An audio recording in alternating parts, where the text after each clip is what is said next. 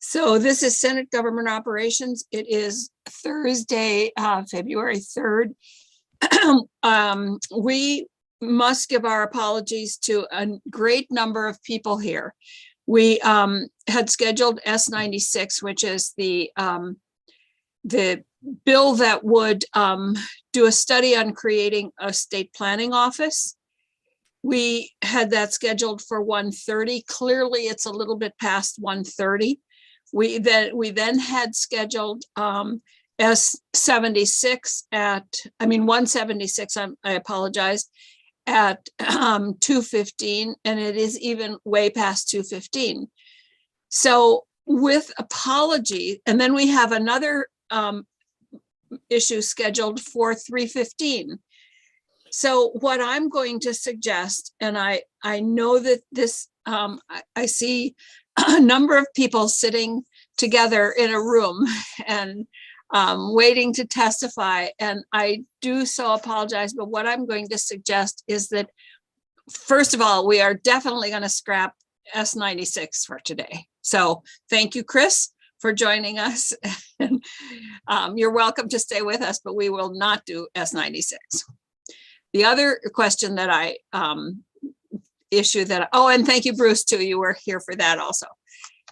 So the other issue is the S176. And what I would suggest is that, unfortunately, we put that off to another day, because otherwise we will start on that. We really will end up having about 15 minutes for that discussion, and that doesn't do anywhere near justice to the discussion and to the people who are here that want to testify on it. And we really want to hear the testimony on this. We want to give this its due diligence, because this is an important issue for many people, and for not just the people that are being affected by it right now, but potentially for many other towns in the future. So I do so apologize to you.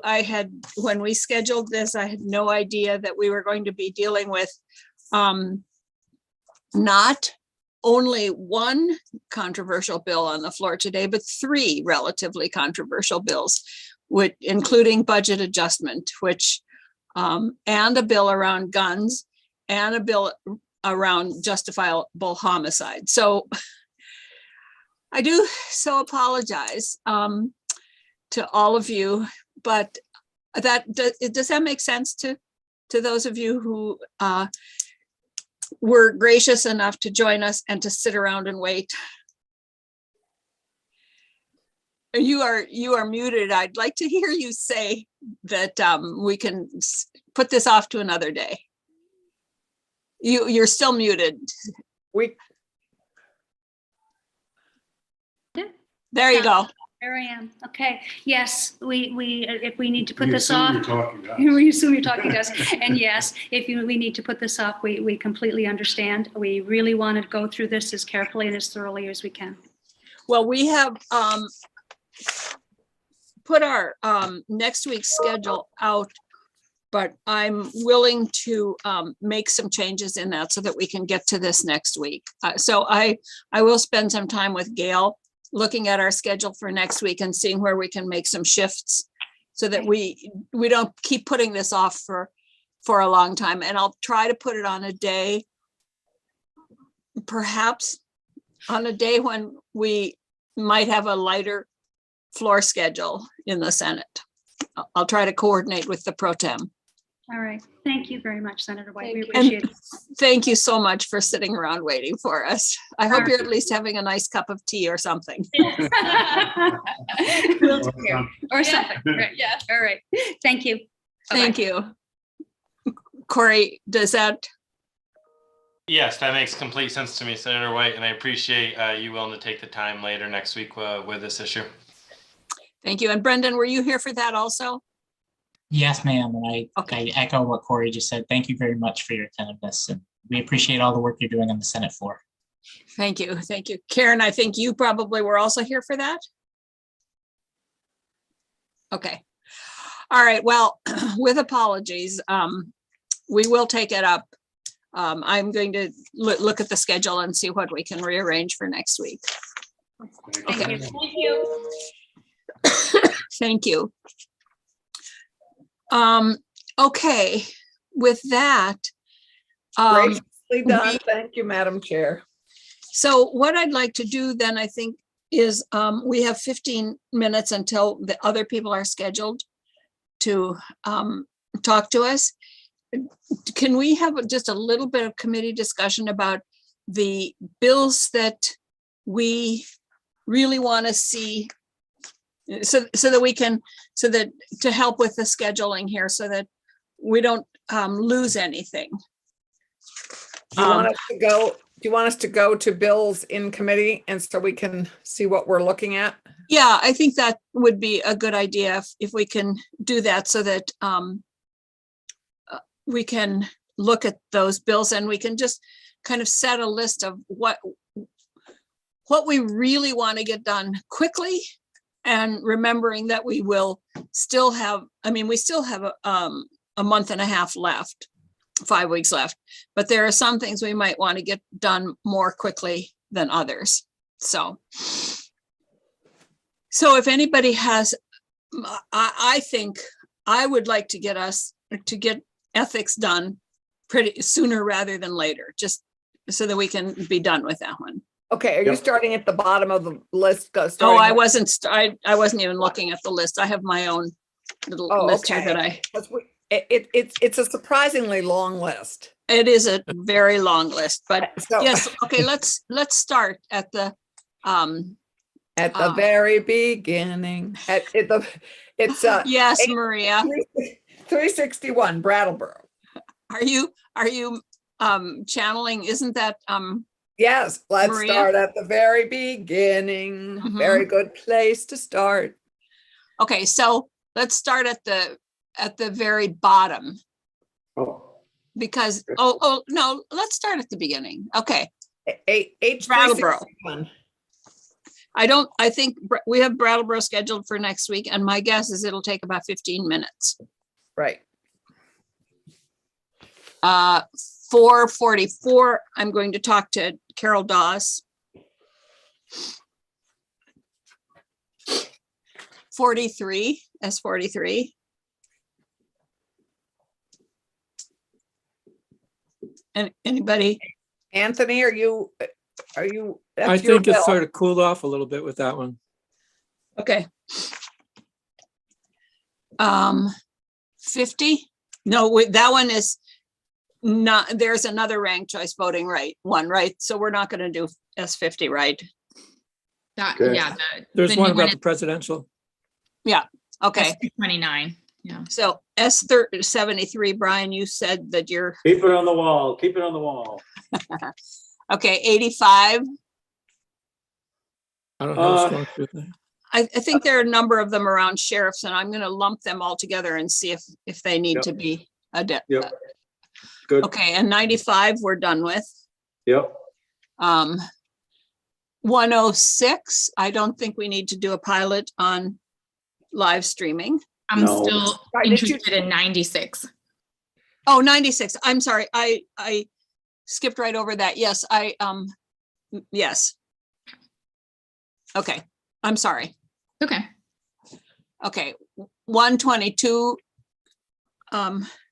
Is that the ranked choice voting one? No, that's No. just about electors to the Electoral College. And I think it is really a technical thing. And Chris Winters, he has, it's, I think it's just a kind of a technical thing, and they're entirely supportive of it. And I haven't heard any opposition to it. I don't care about it one way or the other. And we have that, we actually do have that scheduled for about 15 minutes on Tuesday. Okay, Okay. 141. I don't think we should take it up. I have no, yeah, It's the silver alert. Has Richie spoken to you about it? Nope. No. no. Okay, 143. Has Richie talked? I think that also involves sheriffs, so I It will, does. Yeah, it does, Madam Chair. Okay. 147, I hope people appreciated the testimony of others and still want to move that forward. Yeah, That's great. I thought yesterday was great, actually. It was terrific.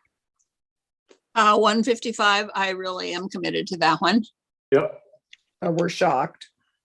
156, I think I'm just gonna abandon that.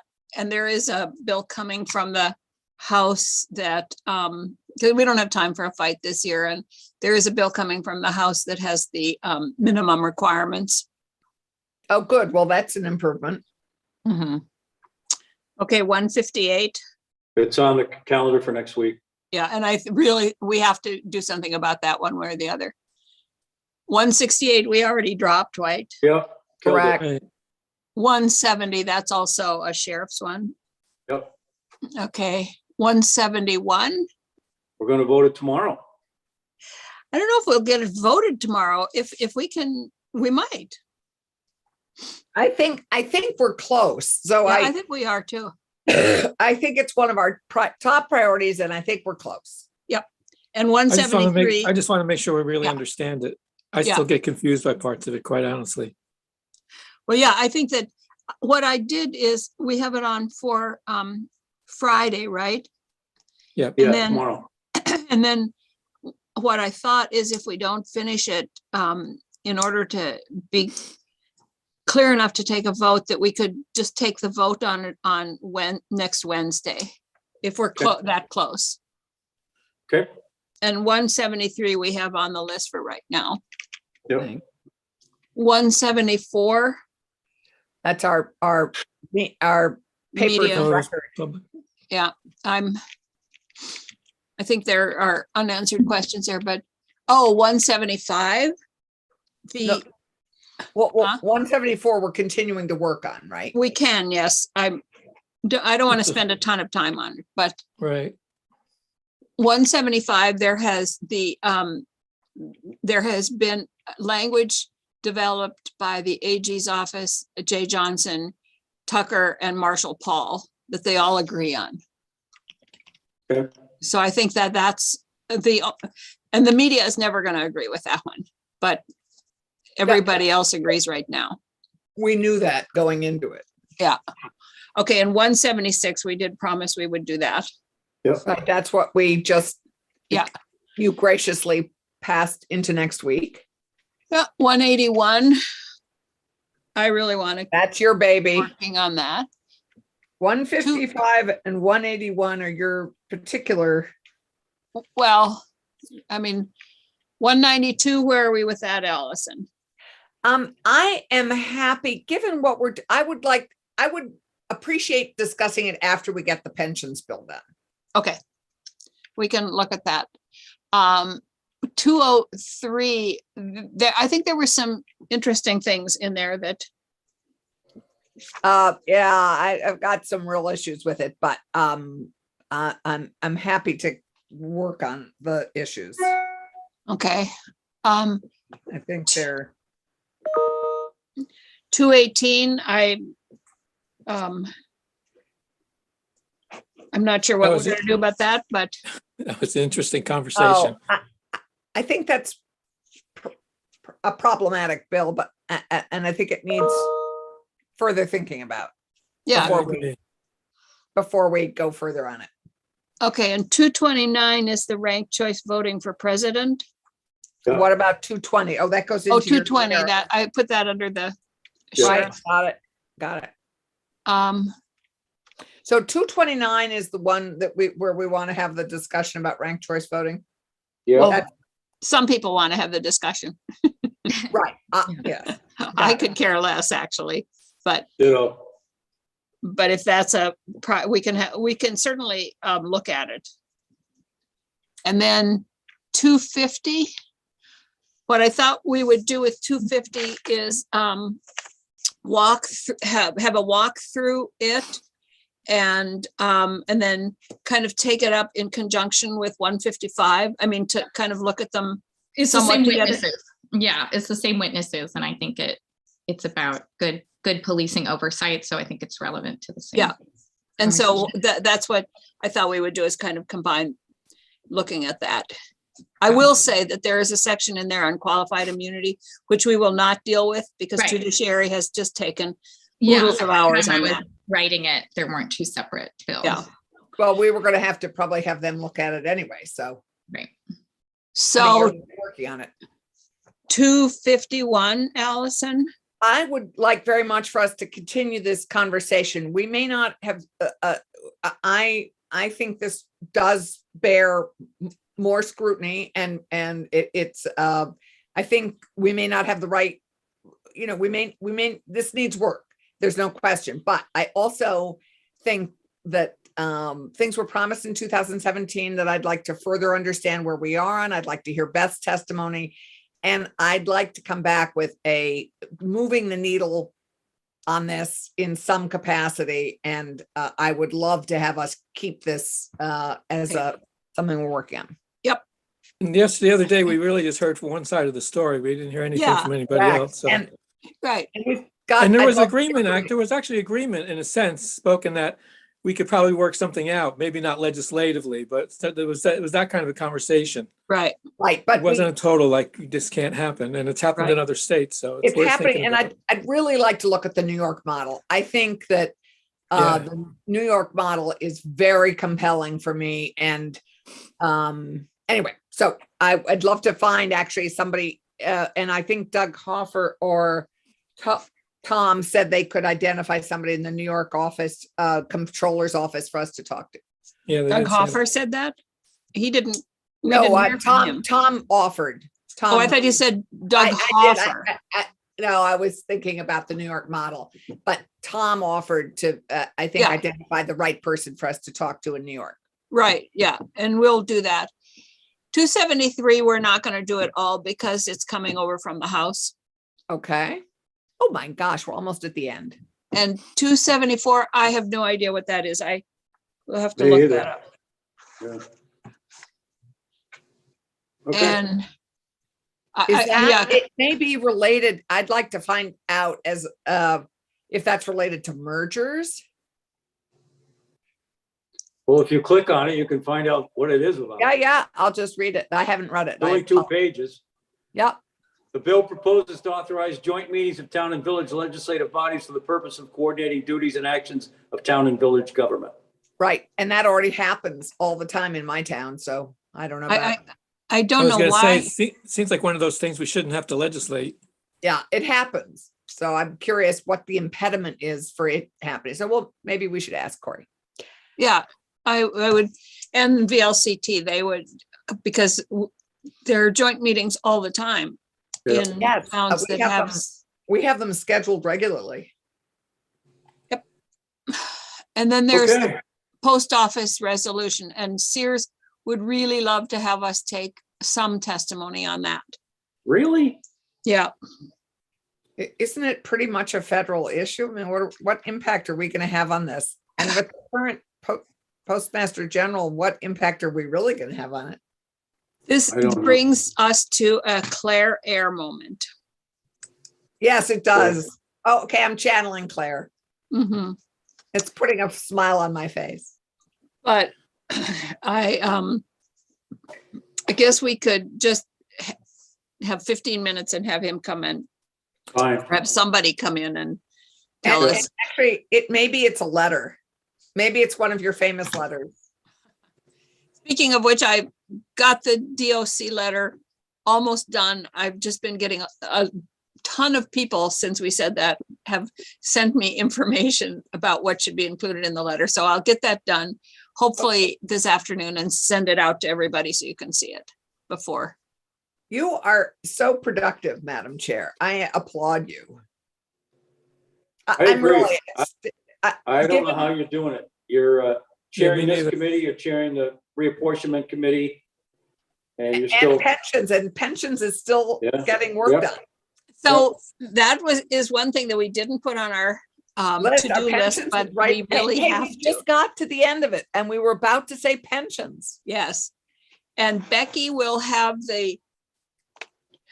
what's happened so far is that she has the bill. draft, and she sent it out to all the task force members, to the appropriations committees, so that everybody could look at it and make sure that exactly what was agreed to on the task force is reflected in the bill. And there have been a couple just minor tweaks. There were a couple around the judiciary that weren't quite written the way they should have been written. And there was one around the mandatory retirement ages for Vermont State Police. So remember, I've been trying to increase the mandatory retirement age for years, and it hasn't worked. And we just did it like that in this bill. That's great. So anyway, so when she gets all the comments, then we will have her do a walkthrough with us with the bill that everybody says this is the right, this reflects Perfect. exactly what the agreements were. Perfect. And then we'll just vote it out and send it to the House. Well, look at that, 314.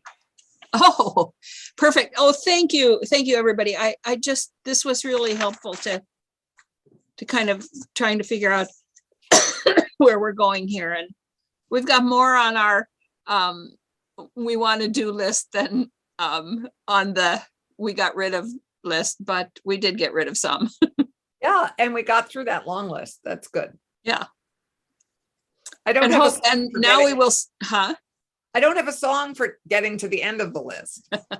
And now we will start getting bills from the House, but they don't have to be dealt with until after crossover. So I think that whatever we get from them, unless it's really urgent, we'll put off. And speaking of urgent, Brian, you did a great job again today. Yeah. Thank you. And- I and- actually called the guy from the district. Tucker got really busy and he couldn't do any report thing. So I called the guy up to make sure I got all the numbers. But yeah, thank you. He did send an email to me this morning offering to come and testify. And I said, Wait, too late. Don, Madam Okay, yes. getting the numbers, did you by any chance find out how many towns are in that district? I certainly did. Would And you how like to many know? are there? I'm just curious. There are 35,946 voters in the district. There are 49 member towns. Oh, Oh, my wow. God. It's That's a lot. big, big, big deal. That's what I thought. And yeah, that's why it's important to do. So maybe they'll change their bylaws so that from now on, they don't have to do that insane budgeting system. Keisha, you had a question. I was just trying to help Senator Parent juggle daycare pickup with when he comes in. So I'm sorry I missed the beginning. Do we know about when he is scheduled? Senator Parent? Maybe he's coming in on something. He already No, came and went. we've already dealt. He's come and gone. Oh my gosh. He's gone. Right. Oh, never mind then. So that worked out. He must have been texting me right as I was getting back to committee. Okay. So we do have some witnesses for our next discussion Yep. that have time constraints. Okay, we'll go to them. One is Commissioner Fitch and the other is Steve Perkins. Well, we're going to start with Steve Perkins. That's the plan anyway. And Commissioner Fitch doesn't necessarily need to testify again. But so let's go, let's let them in and get started. And David Sheets may be on the road home. Okay, So he may join us a little bit later. okay. Mainly, I think what we need to do is right now hear from Steve Perkins. Okay. Even Thank you. Okay, Would you like me to admit the guests? yes, please.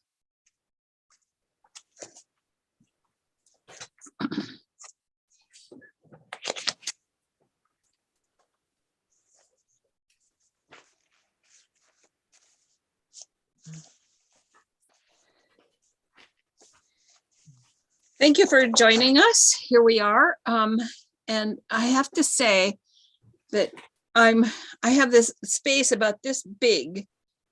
And so if you see me shuffling things, it's because I have no idea where I have things, but I have 173 in front of me. which I believe is where we are. So, We are. we had some testimony the other day, and Steve, I think you didn't get a chance to really give us your testimony.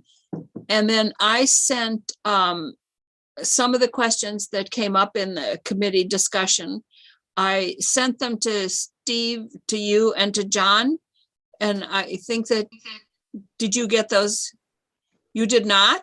No, I have not received. I received some questions that were sent to Senator Clarkson that were passed on to me. Yeah, that I sent, I thought we sent you the questions. Yeah, and I also sent them, I got your email from Gail and also sent them, but they're the same questions.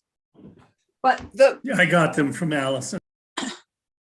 but before, Madam Chair, Yes, before we get to the questions, maybe Steve could, okay. yes, we're not, I just was referencing those questions so that when they gave their presentations, they might want to incorporate some of those into their presentation, but we'll let Steve do his presentation first. And then if the questions don't get addressed in your presentation, we will bring them up again. Okay? Perfect. All right, great. So take it away. And I understand you have some time constraints. So, and Jennifer, I know you have some time constraints, but I think we really need to hear from Steve and John and then start answering questions. So thank you. Absolutely. Okay. Yeah. Okay, go ahead. Thank you, Senator White. So Stephen Perkins from Vermont. Wait, Historical. before, John, you don't know all of us, do you? You haven't been in this committee before. So we're just going to introduce ourselves and I will take 2 minutes. I'm Jeanette White from Windham County. Hi, I'm Anthony Polina, Washington County. Brian Collmore, Rutland County. Allison Clarkson, Windsor County District. Aisha Rum, Hinsdale, Chittenden County. Okay, great. Thank you. Okay, go ahead. Great. So Steve Perkins, Vermont Historical Society.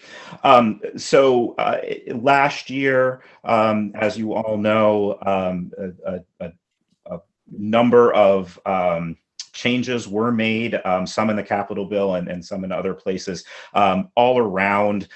We can call it art in the State House for lack of a better term, but it's how the State House is curated moving into the future. There were items within that were tasked to the Legislative Advisory Committee on the State House to take up with a deadline, I believe, of March 2021. Obviously, that didn't take place. The Legislative Advisory Committee on the State House, on which I serve due to my position with the Vermont Historical Society, met throughout the summer and into the fall, dealing with all of the various issues around COVID and whatnot, and did not get to the questions that were put forward about the artwork or museum collection. So a subcommittee was appointed by the chair of the advisory committee and asked to look into those things. So that's how we got started. We started meeting and looking at some of those pieces, and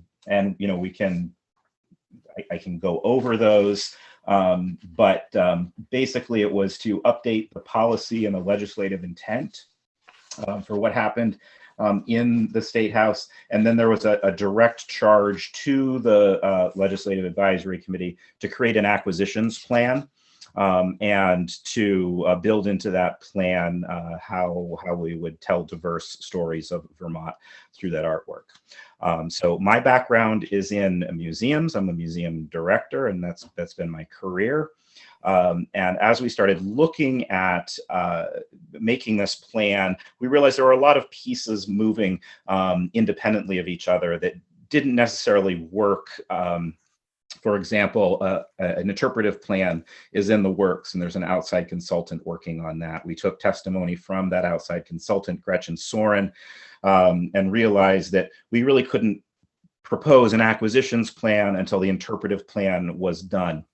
But as we were looking through policy documents supplied to us by the state curator's office, we realized that the current collections policy for the State House collection needed updating.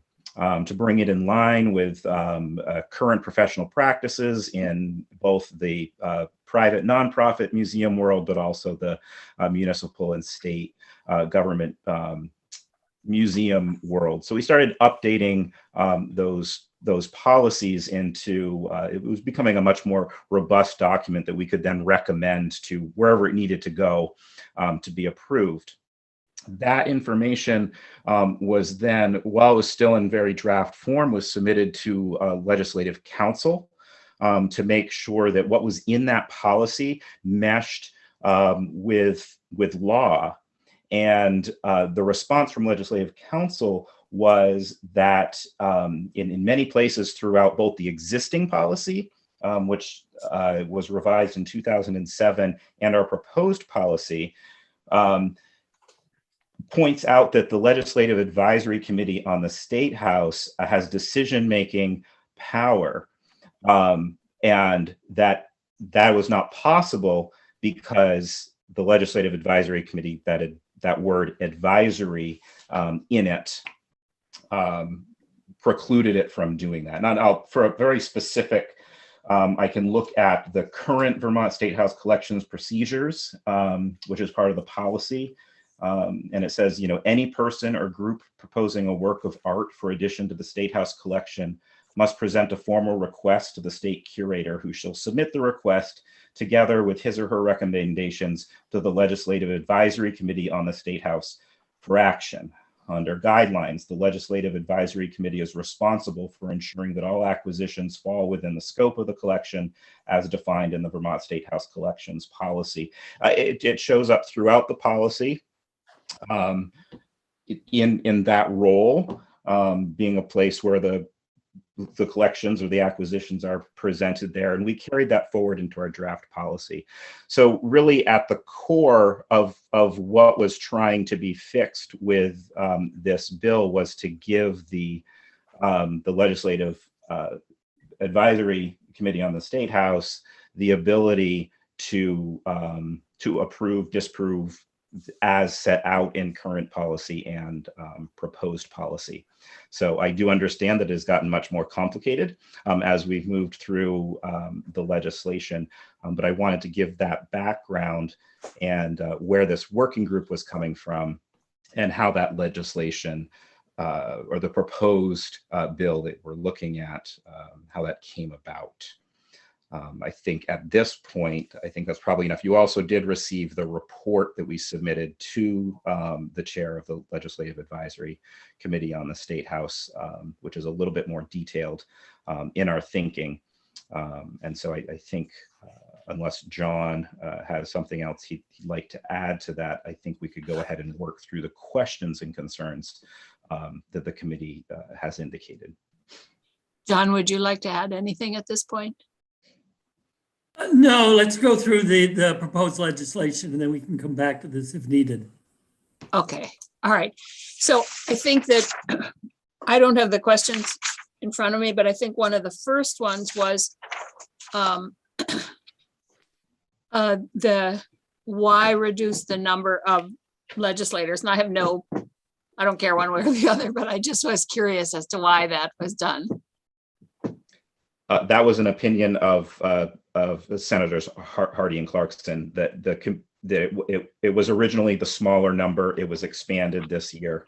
It was expanded in the Capitol bill in 2020 to accommodate, I'm not quite clear why. I think Ruth addresses it in her email to us because she was very close to that Capitol bill creation. But it was only just expanded in 2020. Okay.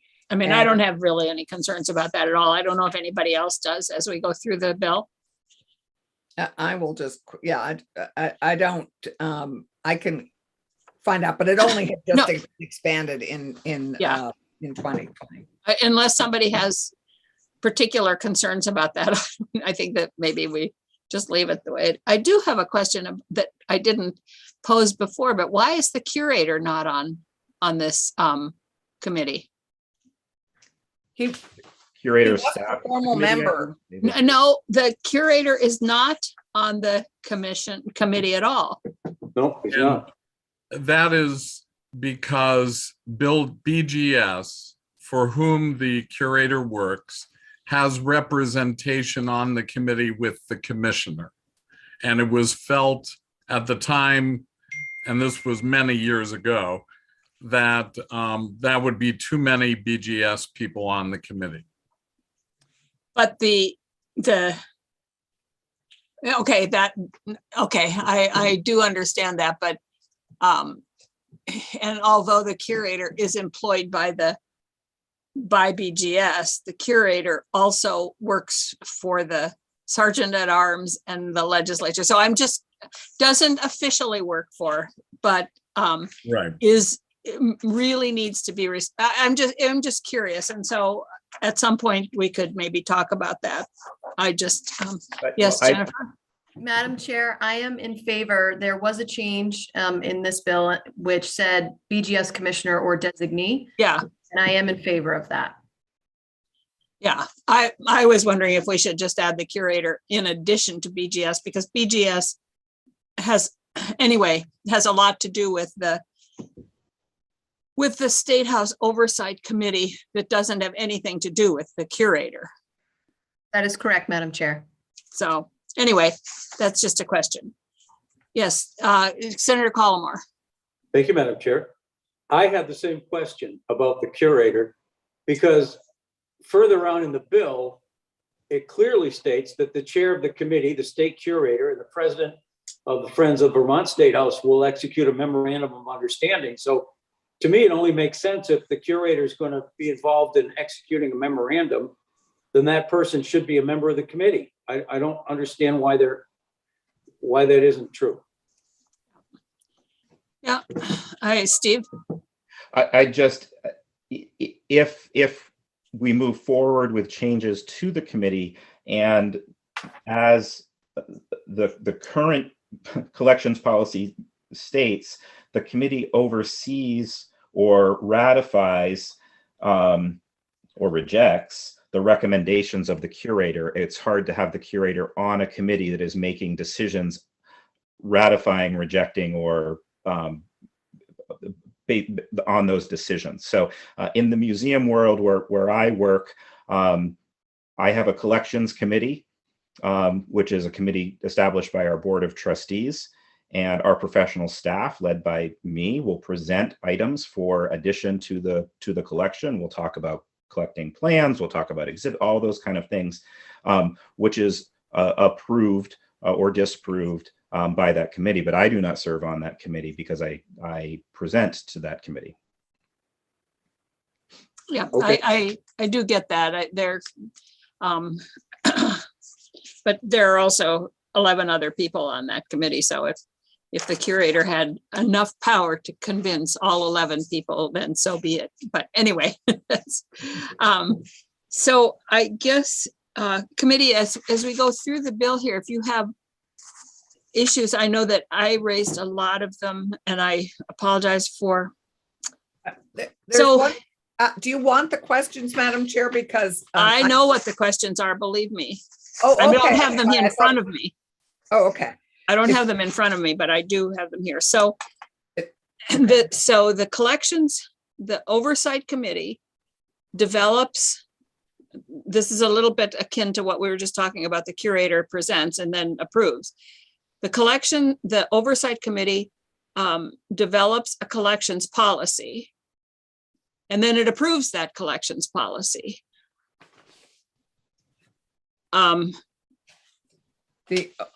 The oversight. Well, that's what it says. I thought the Oversight Committee had a subcommittee that was the Collections Policy Committee. I thought that's my understanding. Okay, so the way this is written is, the way it looks to me is that there's an Oversight Committee made up of all these people. Then there are two subcommittees. The way it's written, and I might be completely wrong here, is that the Oversight Committee does nothing except develop the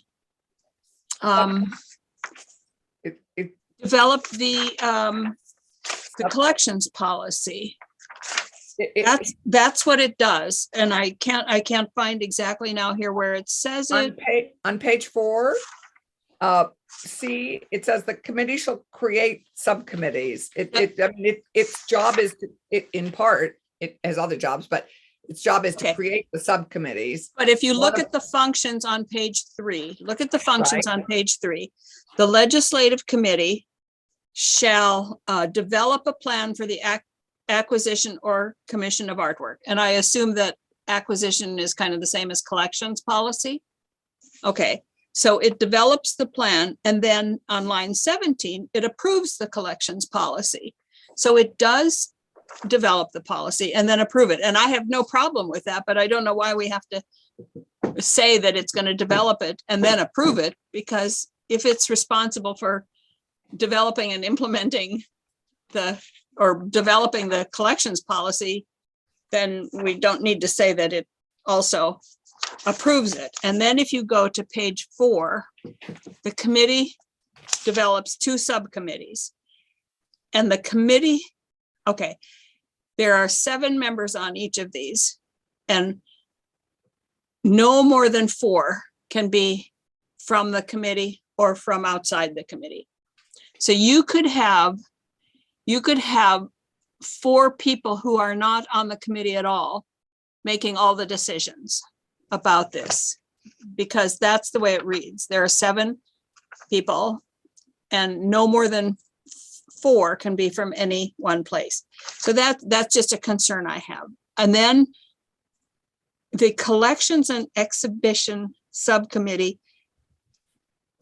approves the acquisitions of anything over $5,000 or more, and any plans for major exhibitions. So it does this. It approves them, and anything that's over $5,000, the curator has to bring to this committee, which only meets twice a year, and get the approval for it. And so that's what they do. And then the State House Expansion and Renovations Committee does the same thing, only around expansions and renovations.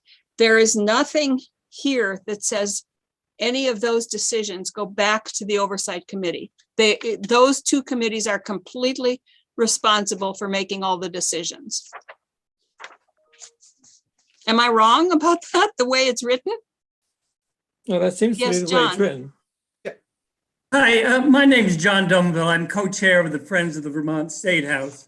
And before that, I was the person at the Agency of Commerce who managed the state-owned historic sites. Calvin Coolidge, Bennington Monument, Morrill Homestead, and so forth. When we made rules, we had to go following state statute before Rules Making Committee to have the legislature approve all of our rules. And I believe that's what we'd have to do with this collection policy. We'd have to follow the Secretary of State's rules and go before rules making to get the rules approved by the state. I don't think so. There's no rulemaking authority in here at all. It's not written in this, but it is written in statute that rules need to be reviewed and approved. But I don't think I this sent is, Allison the link to that rule. Right, we should check that with Becky Wasserman, and yes, you did, and I can Okay. share that with the chair when we're, right. okay, but this doesn't, okay, then So this. the there committee needs to would be not some- be the final say. No, this then does not refer at all to developing rules. This talks about a collections policy. And I've never heard of a policy like this having to go through the rules making process. I would hope it wouldn't, and maybe we could be explicit about it Well, not.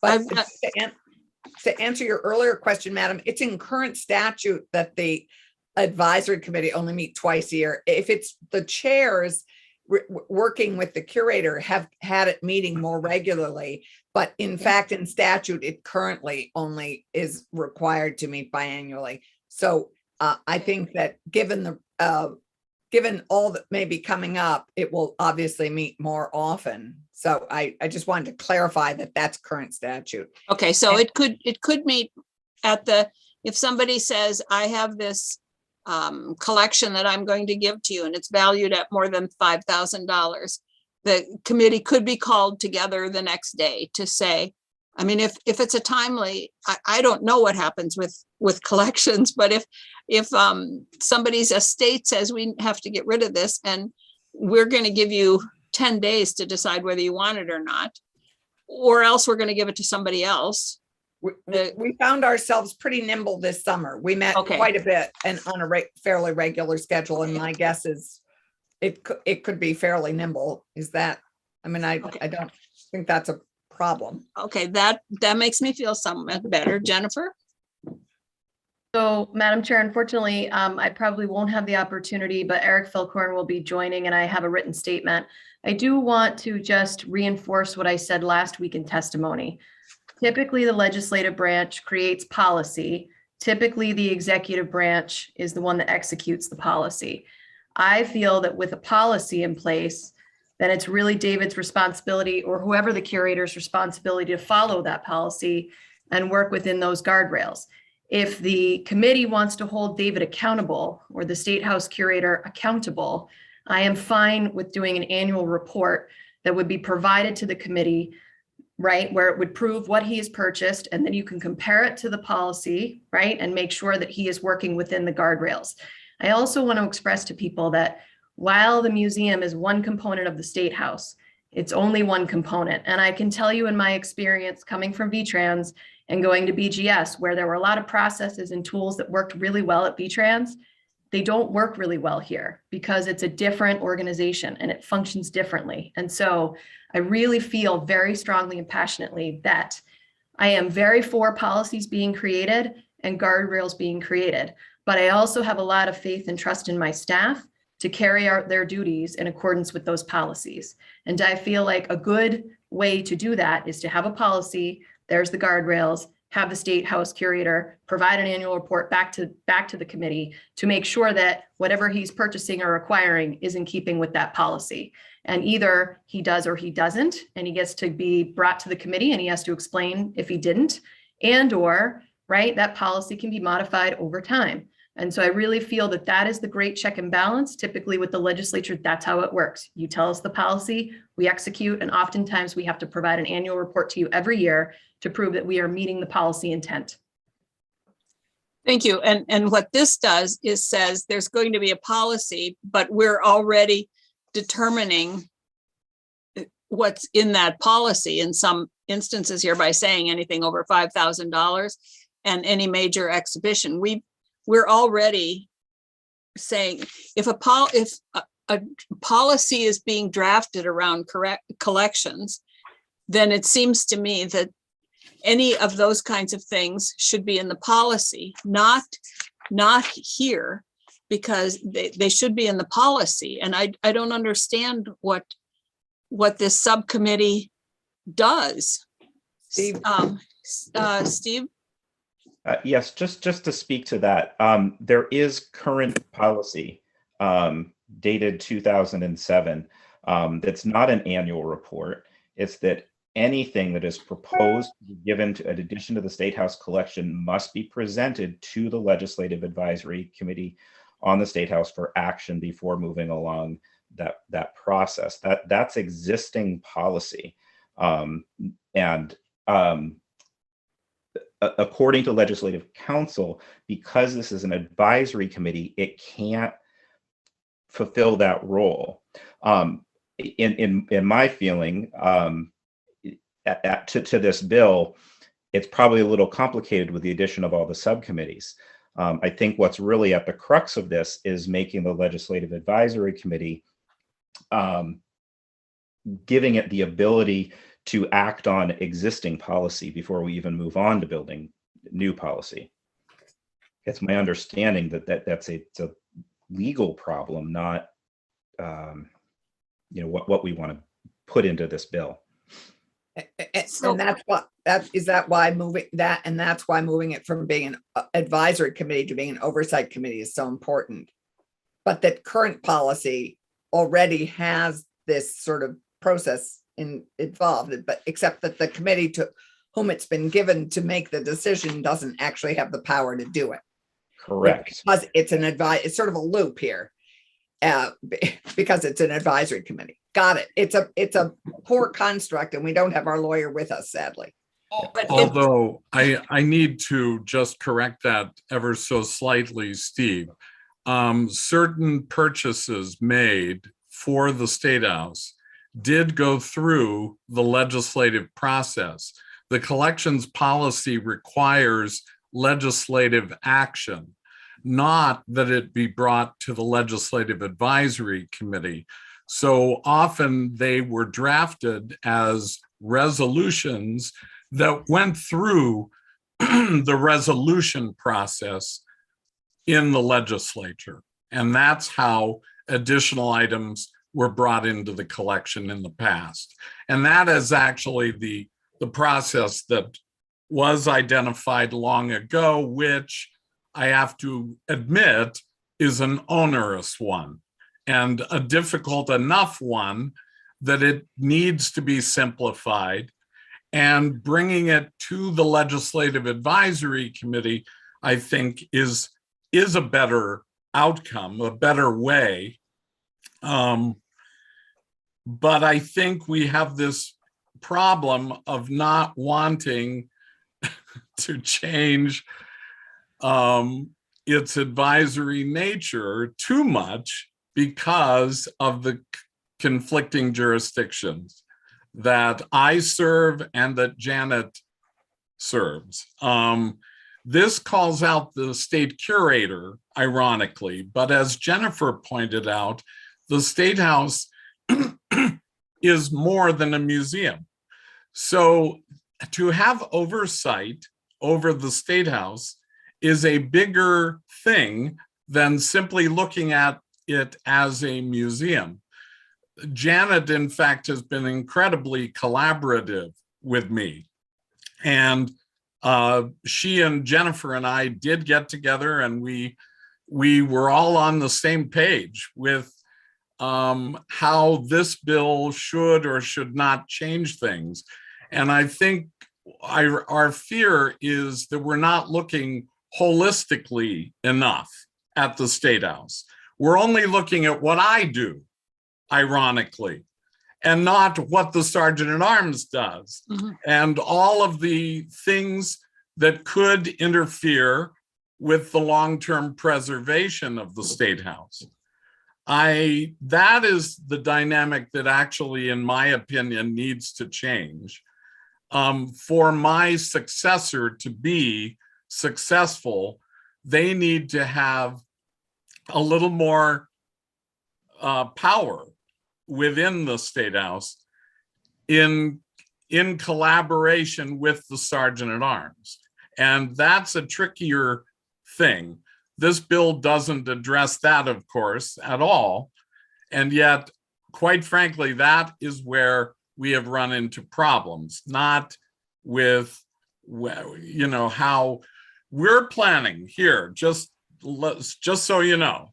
The interpretive plan will be complete by July, and that provides the guardrails that Jennifer was referring to. Once that is complete, we move on to the collections policy, which happily Steve has done a fabulous job of sending us down that road to create a collections policy that will be informed by the interpretive plan. Once we have those documents, I'm not quite sure why the committee would want to get into the weeds. That is the main message that I want to convey, is that with only two people looking after it as a museum, the state curator and the assistant state curator, I'm just a little concerned that there are way too many layers here of accountability.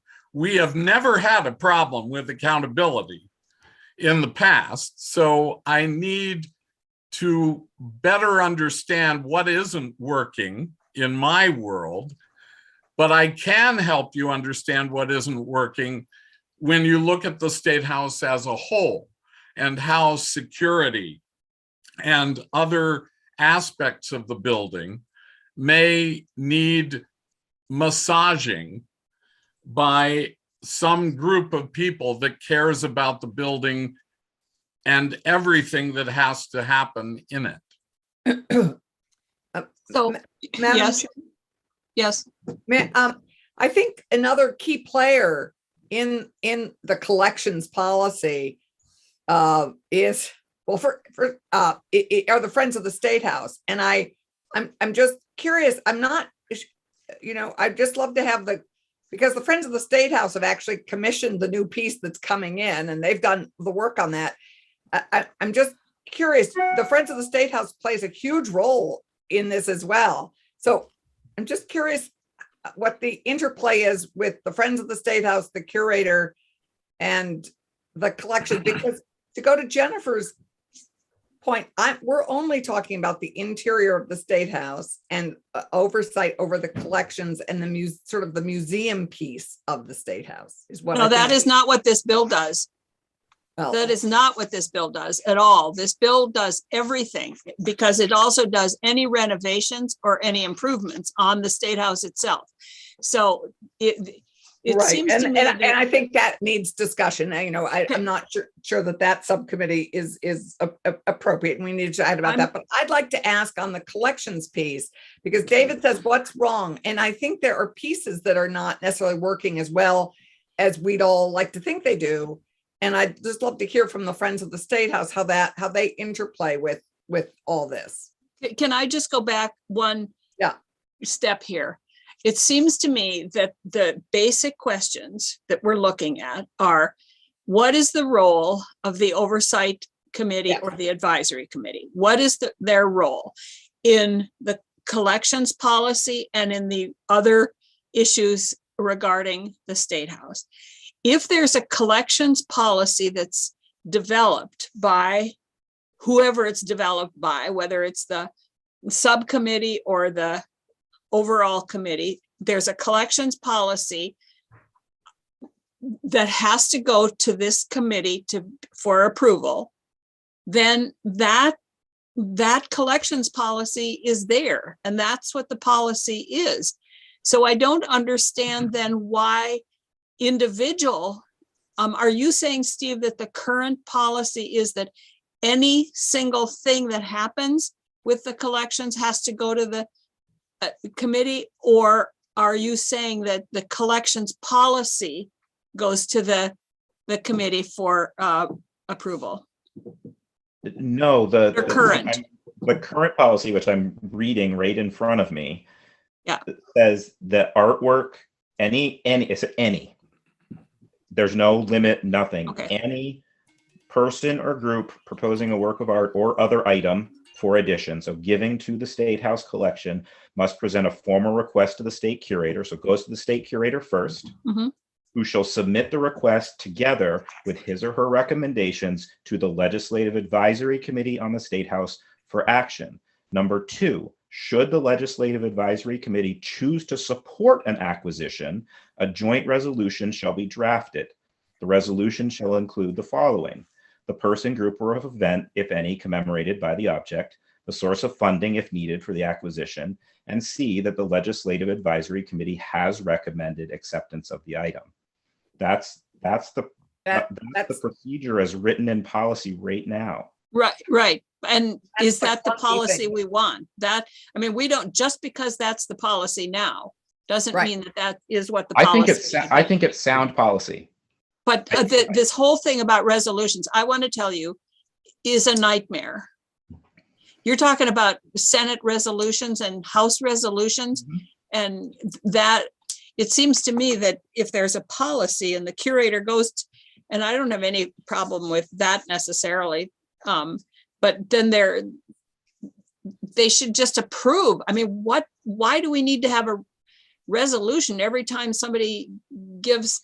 I don't ever remember having a resolution to do the current. I was Thank you. around when this was created. I was around, but I did not participate very fully in it because it was frankly a legislative group that wanted the policy written the way it was. And as you heard Steve read those words, it is intended for an outside audience.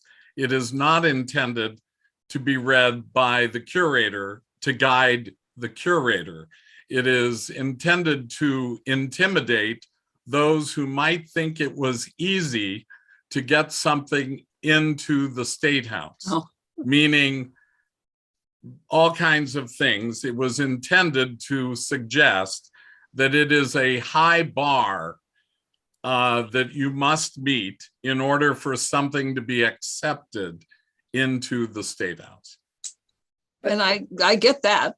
That was their thinking. And yeah, go ahead, Steve. I'm sorry, but it's still the policy.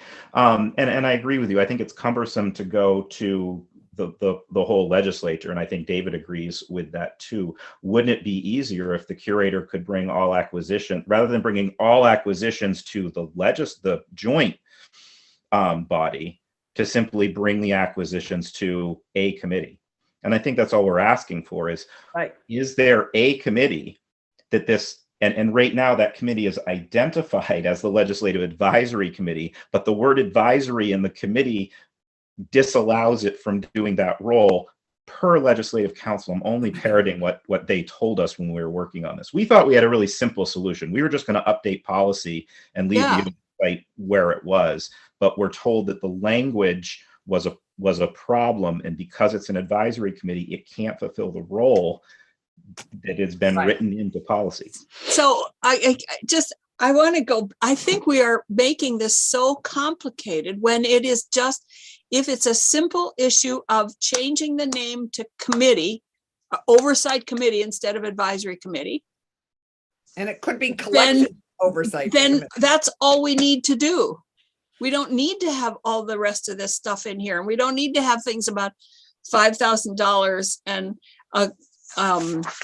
major exhibitions and subcommittees. And we have a collections policy.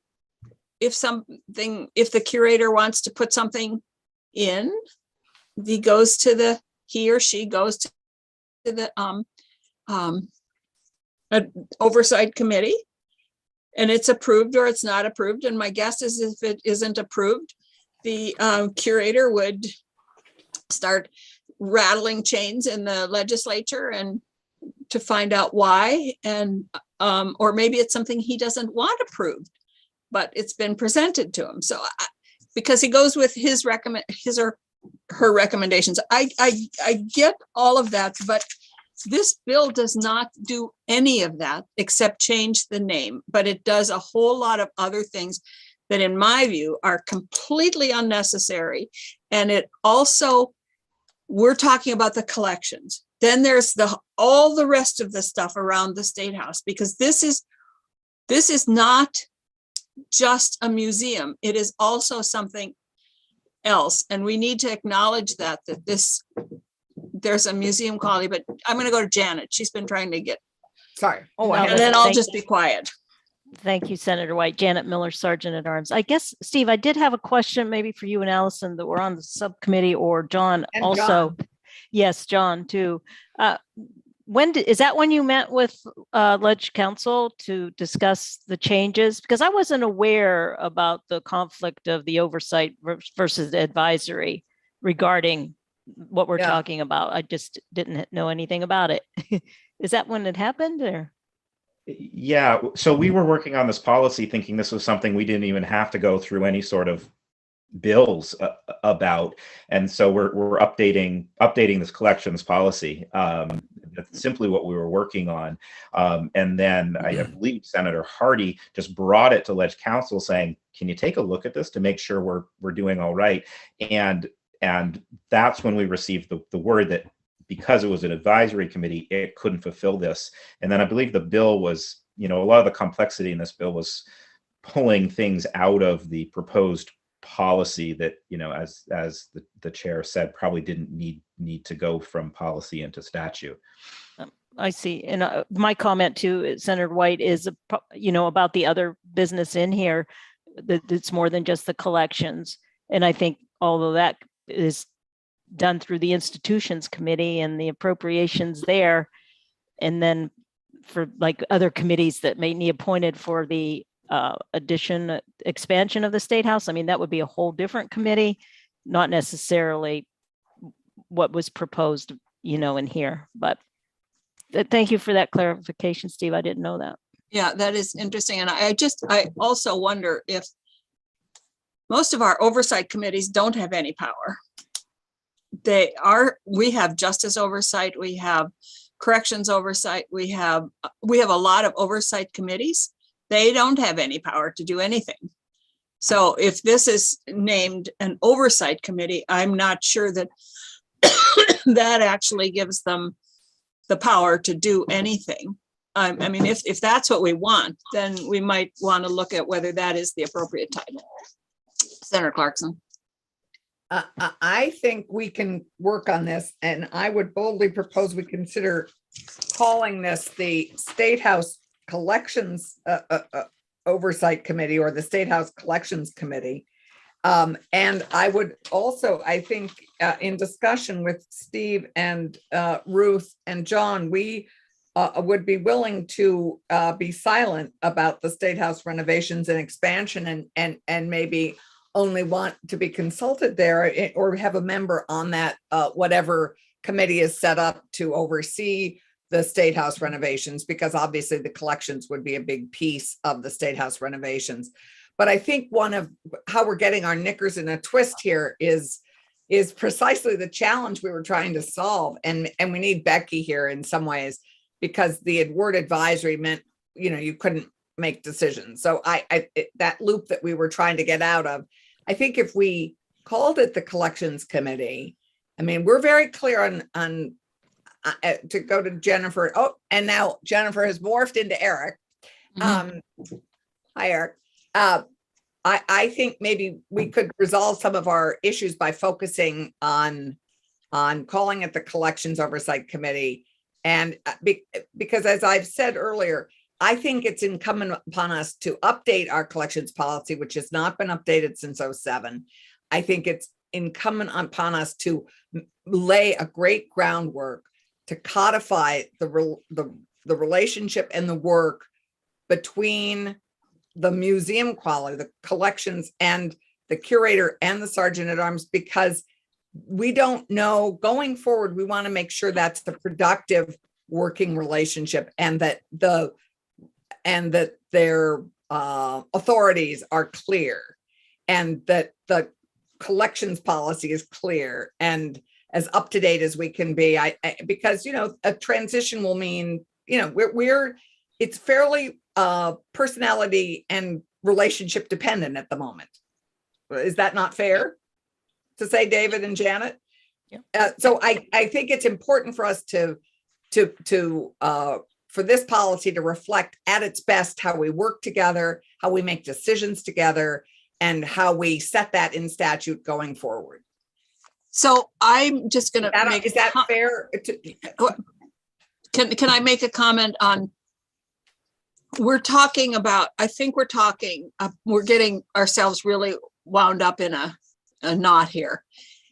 There is currently a legislative advisory committee advisory. On the State House. It's called advisory, and it deals with much more than collections. It also, when you look at the functions of it, it's relating to the acquisition and care of paintings and historic artifacts and furnishing, and the refurbishing, renovation, preservation, and expansion of the building and its interior. Right. So it really is advisory to the, and it worked really hard to look at some of the things that we needed to do in order to keep functioning the way we're functioning right now, which is something none of us like, but the committee worked really hard on it. Right. But so I don't think we can name this the Collections Oversight Committee, because it has much more, does much more than that. And this is not just a museum. So if we want to have a subcommittee that helps write a policy around collections, then let's just say that. Let's name it an oversight committee if that gives it authority. Let's have a subcommittee that deals with collections and have them develop a collections policy, submit it to the oversight committee for approval, and then we're done. And then I think there needs to be something in here about the MOU between the sergeant at arms, the BGS, the curator, and there's another, the Friends of the State House, but that isn't in here either. And we need to, those are the two things I think that we're looking at here. Am I wrong? Janet and I and Jennifer, when we met, felt that the MOU between all four parties and possibly beyond was perhaps the most important thing. Right. Now, it isn't like statute, but we all acknowledge that different people in our roles will see things differently, and some will be more collaborative than others. I do want to just mention that for the last 36 years, the Legislative Advisory Committee has been apprised of every significant thing that has happened in the State House, and they're the ones, in fact, who drafted the previous collections policy. So it isn't as though we haven't been functioning as though it has authority. We have been. So I'm not sure this is a huge problem. If Leg Council thinks the word advisory is that problematic, perhaps we can redefine it in a better way. But it is, and I would hope, would continue to be the place where the Sergeant at Arms, the state curator, and all the parties can come together to talk about anything that pertains to the State House and its best and going forward. So I do agree, but I'm not sure that we have to even change the name unless they feel that that word advisory is that problematic. Anyway. I think we need Becky, quite honestly, for that and Sure. Discuss that. And of course, Madam Chair, that is absolutely right when I suggest that, of course. So here's my suggestion. We find out if we need to change the title to oversight or some other word other than advisory. And that then we do, and then that we put in here, and it would probably be in session law, something about an MOU between the Sergeant at Arms, BGS, the curator, and the Friends of the State House. That we put that in there, that there has to be an MOU developed. We don't even have to say that, as I think about this, we don't have to say that there should be a subcommittee to develop the collections policy. The oversight or the advisory or oversight or whatever they're called committee can say, look, we can't do this with 11 people. It's just too complicated. So we're going to ask 5 people to get together and come up with a collections policy and present it to us, and then we'll approve it. Actually, we don't need to have that in here. I would keep those two things. I would keep a collection subcommittee, and I would keep the MOU, because I think those are actually very important. Steve, we work with collections? I mean, they have a collections policy that has been well developed, and we looked at that first. And Steve, do you want to speak to the importance of that? No, let me just throw in a thought here, though. We do not need it in statute that they have to have a collections subcommittee. And it's fine if we do that. But if we do have a collections subcommittee, it should not be as specific as it is in here about what they do. Their job is to develop a collections policy. They don't approve or disapprove anything over $5,000. And all they do is develop the collections policy and present it then to the whole oversight committee, which in this draft, they don't do anything. They just do it. They're the final word. So that's all I'm saying is I don't care if we leave a subcommittee in there or not, but the sole responsibility should be to develop a collections policy, not to approve and disapprove the collections. Senator Polina? I think we're getting closer to making this as less complicated as possible. I mean, to me, the simplest thing would be to change the name of the committee if necessary, just to then outline the jurisdiction that the committee has, and then empower it to set up subcommittees as needed. I mean, that's all we really need to do. Right. I think. Steve, and I mean, I'm just curious, Steve and John haven't. Wait, I want to go first to Senator Collmore. Oh, sorry, I didn't see Brian. Thank you, Madam Chair. So just one man's opinion, as we used to say, a priest from a small parish. I remain unconvinced that this bill is needed at all. I still think what we have works very well right now. All you have to do is stand by one of the doors and see people come into this building from out of state, from out of the country, and watch them react. So whatever you guys are doing, you're doing extremely well at the moment. I'm curious, though, whether, Allison, what was the feeling of the rest of the advisory committee about this bill? Was there unanimity in getting this put together, or you and Senator Hardy are the only ones on it? I have to defer to Steve in terms of the report, because it came out of our report, and we have not met as a legislative advisory committee since this report, but this report was not even after being presented. Anyway, Steve, you should speak to what happened with our report and what happened with it in terms of the larger committee has not met, Brian, and we have not had an opportunity before session started to present this to the legislative advisory committee. Okay, so you and Ruth were pretty much the drivers of the bill. We did. It was the result of our work as a sixsome or sevensome, really. The subcommittee, which was the past president, the past chair, Molly Burke, Karen Middleman, and they were ad hoc, and David was too, and John and Steve and Ruth and I were the subcommittee. And so we pulled the past chair of the advisory committee, and we worked and we presented a report that was never put up on the web page. I mean, Steve, you should speak to the report because you handled it. We had a report to the committee. I wrote the report and submitted it as requested to the chair and to the committee staffer, and it was not posted.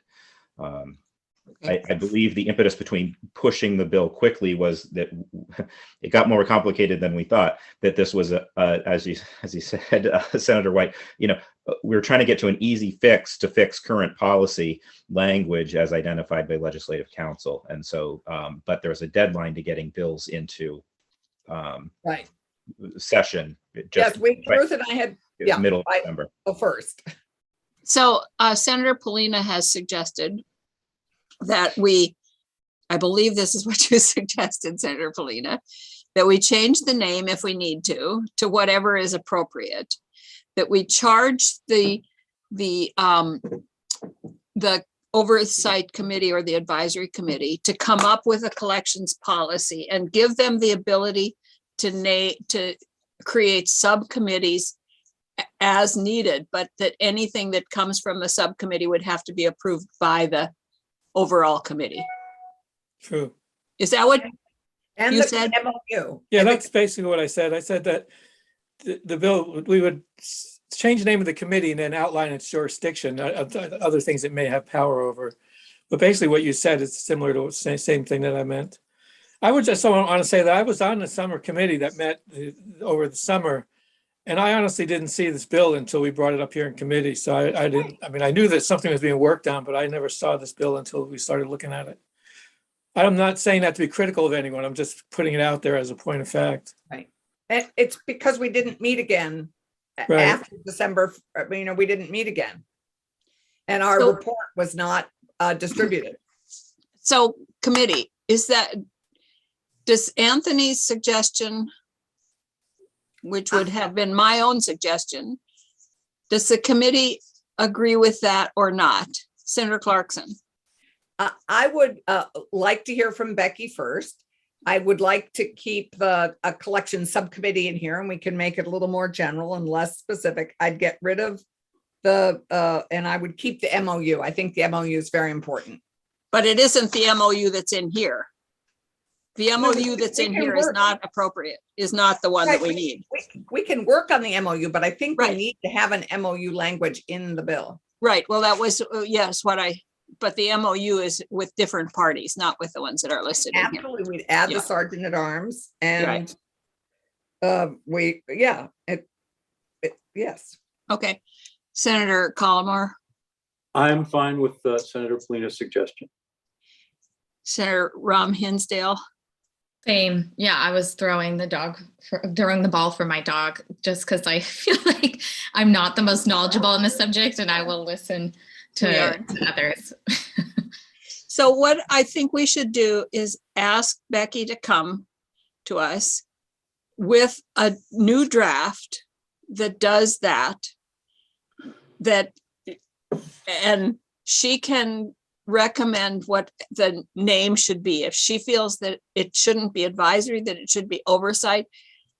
My thought is always to take the word of our legislative council. So if that's what she recommends, or if she recommends a different name, that's whatever she recommends. And that we ask her to then say that the functions of the committee are already in here and they're already delineated. Right. So I don't think we need to do anything about that. But you would like to keep the subcommittee, but just say all they do is develop a collections policy? I'd love to ask Steve and John, who've done I'd just like to get David, our input of the group here to say what it would, maybe we can have a sidebar conversation, as you like to send us to the cafeteria. We'll go and work on what that language would be, I think. And then the MOU, I think we'd want to add the sergeant at arms and do whatever language that fix we need to do on that. Well, and also BGS, I really think that BGS has to be also on that MOU, because this is about more than just collections. Right. It's the BGS, I guess, was represented in the state. I'm sorry, Steve, I didn't mean to interrupt, Steve. No, but the curator only represents BGS in the museum part of it, not necessarily in the rest of it. So yes, Steve. I was just going to say, on the MOU side of things, the state curator is part of BGS. So if the MOU is between BGS and the sergeant at arms, then that covers that in my mind.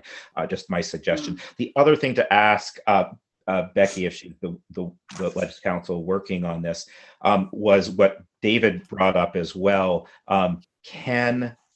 If items are donated to the state or to the state house, do they all have to go through a joint resolution? Yes, that's awkward. Can it just come to a committee? I think it would make it much less cumbersome and much smoother. And I could just say from my history, I've never found a collections committee or oversight committee ever say no. They trust their professional staff, but it does give some cover to the professional staff too. If David's got something he really doesn't want, he can come to the committee and say, hey, I don't really want this. And we can say, great. And he can say, yep, the committee said no. Okay, good. Yeah. Janet. Oh, I see. I'm sorry. I still couldn't hear you, but you're waving your hand. So. Oh, I'm sorry. I was waving to someone that was leaving. So it wasn't the, sorry. Okay. So yeah, we should actually, Steve, that's a good point. We should have Becky address the whole thing about, and whether it's just donations or even purchases. All purchases have to go through. Right. I have no idea what the state curator purchases for the state house, but I can see that that there might be a $35 purchase. And it seems to me that we don't want to do a resolution for No. So, But okay, also, the other piece of this is cleaning up some of the old language for the state curator. And I would appreciate David's input on that because it does address, it gets rid of the word acquisition because we don't acquire everything and just talks about collections. So I'd appreciate David, because I thought we'd updated this with some of your hopes in mind. So I'd love to make sure that those updates for the state curator are updates you had, I had thought you had wanted those. okay, yep. All right, so hopefully we can get some kind of a muddled proposal to Becky. I think, And yeah, she can, and she can come in with a new draft that we can look at, and that is much simpler and doesn't. Okay, are we set with that, committee? Yep. Yes. Steve and John, I mean, John, you didn't really. Sorry.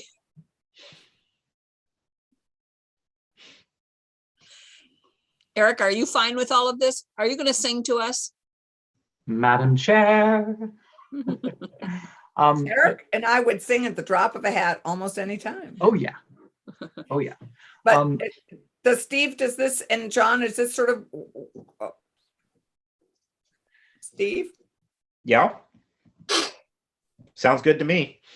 I want things to be simple. I mean, I'm coming in from outside of government, trying to help out with this as best I can on these appointed committees, and you know, the simpler we can make it with very clear policy, and you know, as long as it lines up with state law that Leg Council says it should, that's what I want. Steve, I would say you are very naive if you think that anything that has to do with state government can be simple and clear. Yes, those are the words of Dathers. I have a simple little bill. It's like, oh. The executive branch has a donations policy too. So there's a coexistent hoop, which is really about fiscal stuff, but it's not aesthetically based. So if somebody donates traffic cones, it doesn't have to go through the state curator?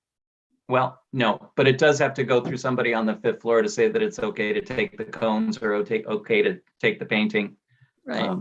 Yeah, we try and make it hard on every level. Of course we do. That's why I said Steve was naive. Yeah. I'm going to hold on to that. Wasn't Steve Naive the keyboard player in Elvis Costello's band? Oh, right. Brian would know the answer to that. I think you're right, Eric. Okay. Brian has to compete in the VSO's Rock and Bach contest on Wednesday, February 8th or 23rd. They have a Rock and Bach, and I think you'd win.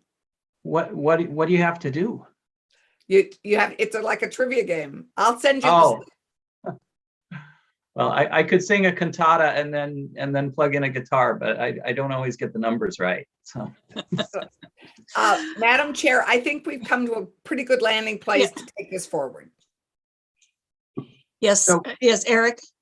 I was left with a written statement from my commissioner, and I was asked to read it, but having observed the conversation, it appears like the tide is kind of moving in that direction anyway. And since there probably will be at least one more discussion with Becky, perhaps we should just reserve the opportunity to speak once more. Is that all right with you? Otherwise, I'd have to bore you. I mean, only because we'd be going over the same stuff again. You probably wouldn't bore us, but I think that makes sense, because then we can be reacting to a new draft, and we don't have to, because continuing to react to the draft that we have now seems not very productive. It's a truly scintillating statement, but I think that it's time to go home. All right. I don't know about where you are, but it's snowing rather heavily right here. Oh, is it? We got it too. Yep. Oh, yeah. Yeah, it's snowing here too. It has not started in Woodstock. I can't see out any windows.